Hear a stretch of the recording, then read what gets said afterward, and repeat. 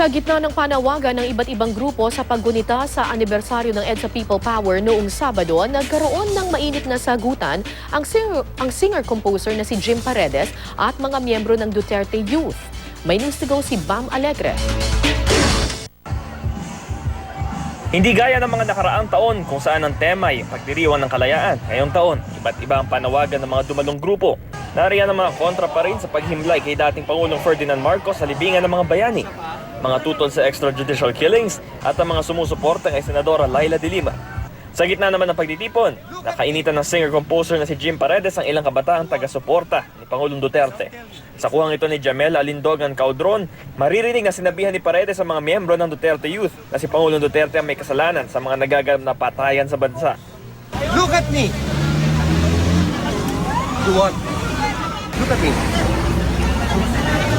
Now tell me. Tell me. He's not responsible for 7,000 deaths? Still being investigated. Agad namang umawat ang mga pulis na magpang-abot na ang dalawang panig.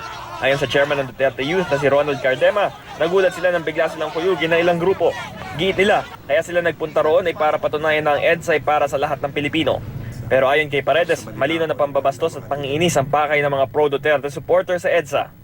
Ang feeling ko talaga, unang-una, parang nandun sila to show contempt for EDSA. Parang, you know, all those people in EDSA, marami dun mga torture victims. People who risk their lives for EDSA. Bukod sa iba't ibang grupo, nakiisa rin sa pagtitipon ng ilang personalidad. Kabilang narito sina Senador Kiko Pangilinan, Senador Franklin Drilon at Senadora Risa Hontiveros. Hapon na nang dumating si dating Pangulong Noynoy Aquino. Hindi siya nagtalumpati, ngunit nagpahayag siya ng saloobin sa ilang issue sa harap ng media. May mga namatay. Wala tayong death penalty. Walang proseso na magbibigay pahintulot sa pagpapatay. Yeah?